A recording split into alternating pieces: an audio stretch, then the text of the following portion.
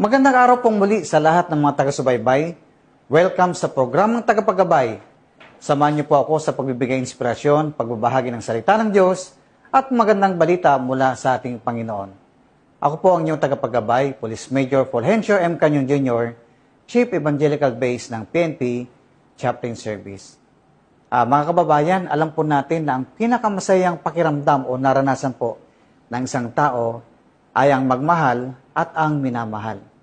Kaya naman kung pag-usapan po natin ang patungkol sa pagmamahal, yan po ay mula sa ating Diyos na makapangyarihan na siyang unang umibig sa atin, kaya naman atin pong naranasan ito at ito po ay atin pong pinaparanas sa atin pong mga mahal sa buhay.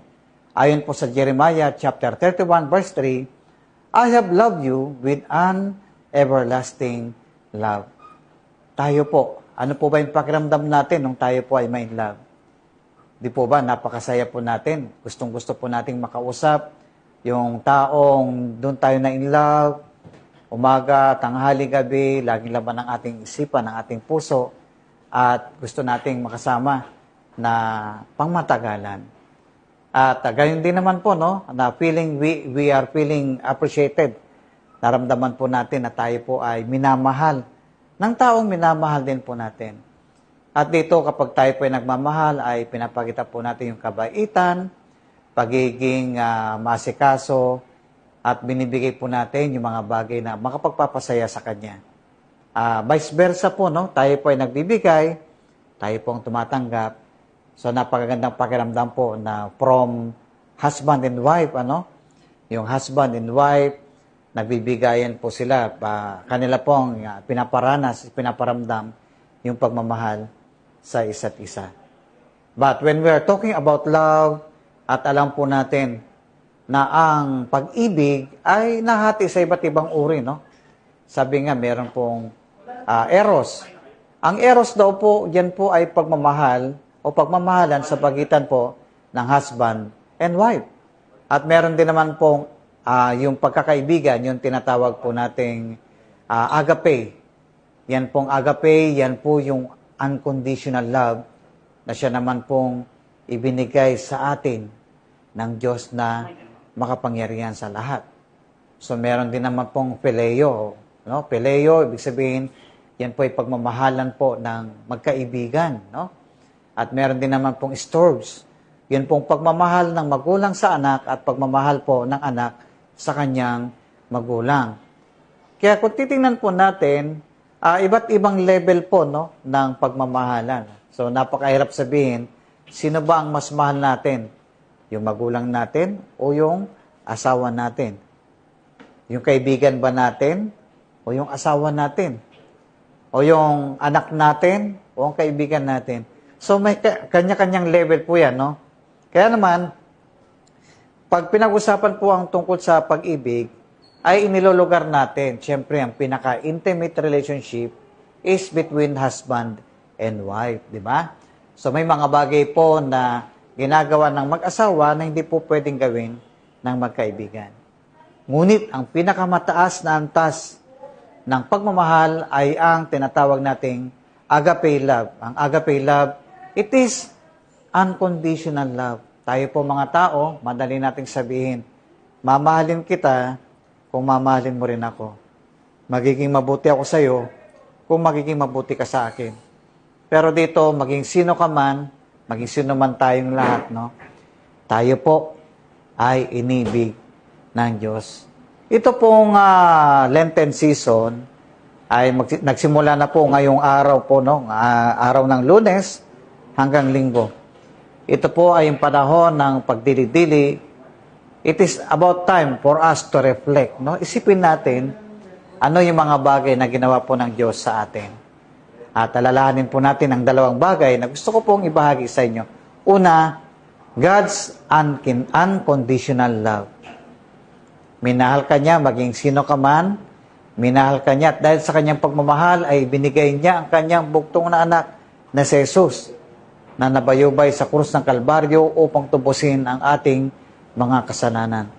Sabi nga po sa John chapter 3 verse 16, gayon na lamang ang pag-ibig ng Diyos sa sanlibutan at ibinigay niya kanyang buktong na anak. Nang sino mang sumampalataya sa kanya, hindi mapahamak, kundi magkaroon ng buhay na walang hanggan. Siya po ay namatay, ang Panginoon Hesus ay namatay sa krus ng Kalbaryo upang tubusin po ang ating mga kasalanan. Opo, alalahanin po natin God's unconditional love. Because of God's unconditional love, ay nandun po yung tinatawag nating grace o biyaya. No? Ano po ba yung grace? That is unmerited favor. Alam niyo po, dapat ikaw, ako, tayong lahat ng mga tao, ang dapat napako sa krus ng Kalbaryo.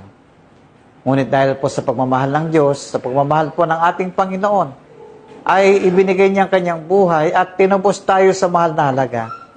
At ano po yung pinangtubos niya sa ating mga kasalanan? Yun po ay ang kanyang banal na dugo na nabigay daan upang ang lahat ng mga tao ay mapatawad sa kanilang mga kasalanan at magkaroon ng pag-asa sa buhay nito. Dati-rati po, no, kung titingnan po natin sa banal na kasulatan, ang buhay po natin wala na pong pag-asa. Hopeless. We are in the hopeless situation. But because of God's unconditional love, siya po ay namatay para sa atin. And if you will accept Jesus Christ as Lord and Savior of your life, you will experience the great gift of salvation and eternal life that is given to all who believe in Christ as Lord and Savior of their life. Pangalawa po, God's love is constant, no? Pag sinabi natin consistent, God's love is consistent. Hindi nagbabago. Tayo po mga tao, kapag nangako tayo sa isang tao, madali pong mangako. Pero pag dumarating po yung mga pangako natin, ay hindi na susunod. Dahil, marahil ay hindi na po naging maayos ang relasyon. Siyempre, madali pong mangako kapag maganda po ang ugnayan natin sa isang tao. At ang pangakong ito ay binabawi natin the moment na hindi na magandang relasyon, hindi na maayos ang samahan. At ganun po, kadali bawiin yung ating pong pangako. Pero ang pangako po ng Diyos ay consistent. Ang pag-ibig ng Diyos ay consistent sa ating lahat. Hindi pa bago-bago. Kaya po ang Diyos ang siyang tapat sa lahat ng ating pong maasahan.